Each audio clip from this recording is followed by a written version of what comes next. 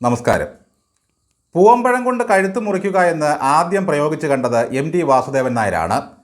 പുറമേക്ക് മാന്യനാണെന്നും സംസ്കാര സമ്പന്നനാണെന്നും ഒപ്പമുണ്ടെന്നും കാണിക്കും. പക്ഷേ അകമേ ഒരു കത്തി രാഗി മിനിക്കുകയും ചെയ്യും. ഇത്തരം സ്വഭാവക്കാരെ പറ്റിയാണ് MT ഇങ്ങനെ എഴുതിയത്. കൃത്യമായി പറഞ്ഞാൽ തുടരും സിനിമയിലെ ജോർജ് സാറിനെ പോലെ. നിർമ്മലമായി ചിരിച്ചുകൊണ്ട് ജോർജ് സാർ ഹലോ എന്ന് പറയുമ്പോൾ ഏത് മനസ്സാണ് കുളിർക്കാത്തത്? ഇതുപോലെ ചില കഥാപാത്രങ്ങൾ രാഷ്ട്രീയത്തിലുണ്ട്. ഒരിക്കലും പിണറായി വിജയൻ അത്തരക്കാരനല്ല. കാരണം അദ്ദേഹത്തിൻ്റെ അകത്തുള്ളത് പുറത്തു വ്യക്തമാണ്.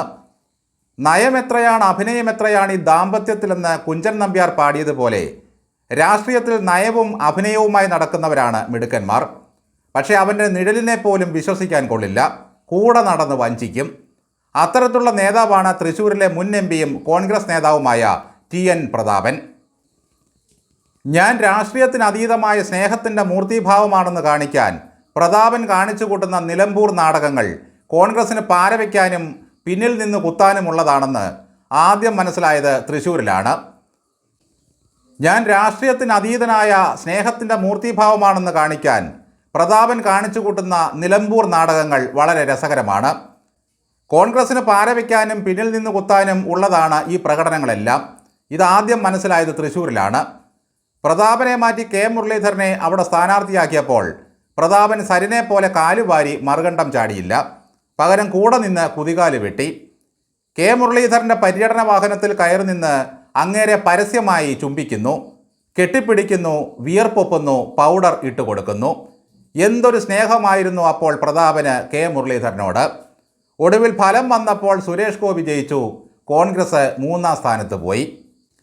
തൃശ്ശൂരിനെ ഇളക്കി മറിക്കുന്ന സൗഹൃദങ്ങളും സ്നേഹബന്ധങ്ങളുമുള്ള പ്രതാപൻ എന്തുകൊണ്ടാണ് തനിക്ക് കിട്ടിക്കൊണ്ടിരുന്ന വോട്ടെങ്കിലും മുരളീധരനെ ചെയ്യിക്കാതിരുന്നത്?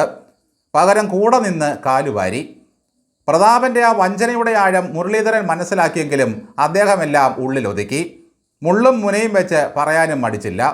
പെങ്ങൾ പത്മജ നേരത്തെ തന്നെ ചേട്ടന് മുന്നറിയിപ്പ് കൊടുത്തിരുന്നു. ചേട്ടാ, കൂടെ നിൽക്കുന്നവന്മാർ ചതിക്കും. ഈ പ്രതാപൻ നിലമ്പൂരിൽ ചെന്ന് സ്വരാജ് സ്നേഹം പങ്കിടുന്നതിൻ്റെ പല ദൃശ്യങ്ങൾ കാണുന്നുണ്ട്. പ്രതാപൻ വരുന്നത് കണ്ട് സ്വരാജ് ഓടിച്ചെല്ലുന്നു. അവരതിയായ സ്നേഹാതിരേകത്താൽ കൈകൾ കവർന്ന് സ്നേഹിക്കുന്നു, കെട്ടിപ്പിടിക്കുന്നു. എന്നിട്ട് രണ്ടാളും പറയുന്നു, രാഷ്ട്രീയം വേറെ, സ്നേഹബന്ധങ്ങൾ വേറെ. അതെ സാർ, അങ്ങനെ തന്നെ വേണം. പക്ഷേ അണികളൊരിക്കലും ഇത് അനുകരിക്കരുത്. അവർ പരസ്പരം കണ്ടാൽ തമ്മിൽ തല്ലണം, വെട്ടണം, കുത്തണം, വേണ്ടി വന്നാൽ കൊല്ലണം. ഡൽഹിയിൽ വെച്ച് പിണറായി വിജയൻ്റെ കാറിനൊപ്പം ഓടിയാണ് CMA എന്ന് വിളിച്ചുകൊണ്ട് പ്രതാപൻ വണ്ടി നിർത്തിച്ച് കുശലം പറയുന്നത്. വളരെ നല്ല കാര്യമാണ് ഇതൊക്കെ. പ്രതാപൻ സ്വരാജിനെ സ്നേഹിച്ചു കൊല്ലുന്നത് കാണുമ്പോൾ കമ്മികൾക്ക് ആനന്ദമാണ്, കൊങ്ങികൾക്ക് ആശങ്കയും. കണ്ടോ ഞങ്ങളുടെ സ്വരാജിനെ, എന്തൊരു നിർമ്മല ഹൃദയനാണ് പൂമരൻ. രാഷ്ട്രീയത്തിനപ്പുറം എന്തൊരു ഹൃദയവിശാലത. ശത്രുക്കളെ പോലും ഓടിച്ചെന്ന് സ്നേഹിക്കും, ശത്രുക്കൾ പോലും വന്ന് കെട്ടിപ്പിടിക്കും. പ്രതാപൻ്റെ ഈ കവലപ്രേമം കാണുന്ന കോൺഗ്രസ്സുകാർക്ക് ഇത് സഹിക്കണമെന്നില്ല. ഉച്ചവരെ ഒപ്പം നിന്ന് ഒരു പാത്രത്തിൽ ഉണ്ടവൻ കയ്യും കഴുകി കാലുമാറി കമ്മ്യൂണിസ്റ്റായി തന്നെ ചതിച്ച അനുഭവം രാഹുൽ മാങ്കൂട്ടത്തിലുണ്ട്. അയാൾ മറുവശത്തെ സ്ഥാനാർത്ഥിയായ ശേഷം രാഹുലിന് കൈ കൊടുക്കാൻ ചെന്നപ്പോൾ തട്ടിമാറ്റിപ്പോയത് കേരളം വലിയ ചർച്ചയുമാക്കി. രാഹുലിനെ സംസ്കാരം പഠിപ്പിക്കാനെത്തിയ ബാലൻ അപ്പോൾ അതിന് പറഞ്ഞത് ക്ഷുദ്രജീവിയാണ് രാഹുൽ എന്നാണ്. വഞ്ചന കാണിക്കുന്നവന്മാരെ രാഹുലും മറക്കില്ല, പിണറായി വിജയനും മറക്കില്ല. അൻവറെ അതുകൊണ്ടാണല്ലോ പിണറായി വഞ്ചകനെന്ന് ആവർത്തിച്ച് വിളിക്കുന്നത്. അഭിനയത്തിൻ്റെ കാര്യത്തിൽ ലാലേട്ടൻ ഒന്നുമല്ല ഈ പ്രതാപൻ്റെ മുമ്പിൽ. ഇക്കാര്യം രാഷ്ട്രീയ നിരീക്ഷകൻ ജയശങ്കർ നേരത്തെ പറഞ്ഞിട്ടുള്ളതാണ്. പ്രതാപൻ സ്വരാജിനെ സ്നേഹിക്കുകയും കെട്ടിപ്പിടിക്കുകയും ചെയ്യുന്നതിൽ കണ്ണുകടി ഉണ്ടായിട്ടല്ല ഇത് പറയുന്നത്.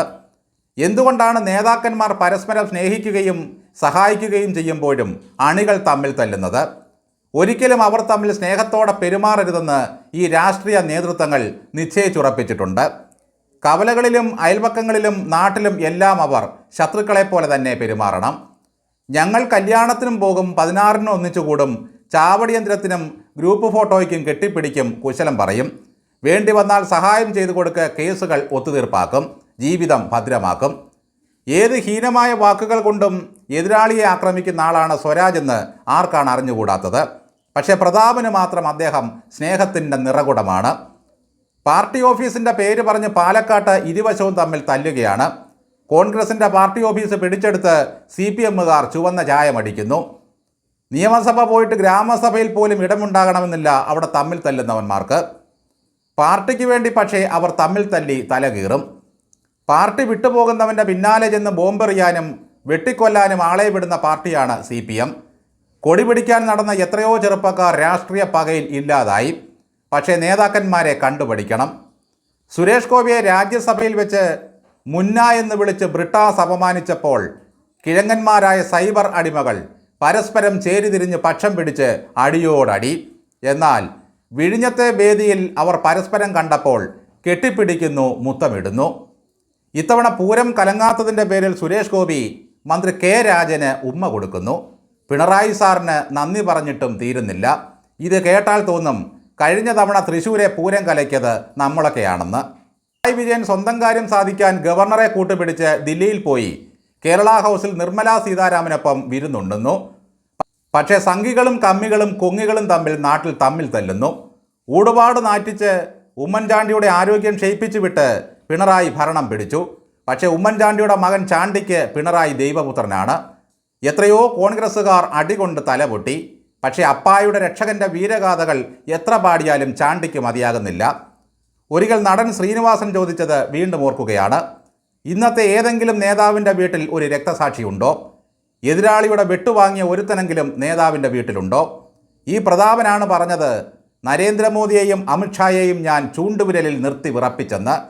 മലയാളം പോലും നേരെ ചൊവ്വേ പറയാനറിയാത്ത പുള്ളിയാണ് ഈ പ്രതാപൻ. പ്രതാപൻ്റെ വിറപ്പീര് കണ്ട് ഭയന്ന മോദി പിണറായിയോട് പറഞ്ഞിട്ടുണ്ടാകണം, വിജയ ദയവ് ചെയ്ത് പ്രതാപനെ ഇനി ഇങ്ങോട്ട് വിടരുത്, എനിക്ക് വിറയ്ക്കാൻ വയ്യ. അതനുസരിച്ചുള്ള കളികളാകും പിണറായി അവിടെ നടത്തിയത്. സ്വരാജ് സ്നേഹവുമായി നിലമ്പൂരിൽ കറങ്ങുന്ന പ്രതാപനിൽ ഒരു നോട്ടം വേണം രാഹുലെ.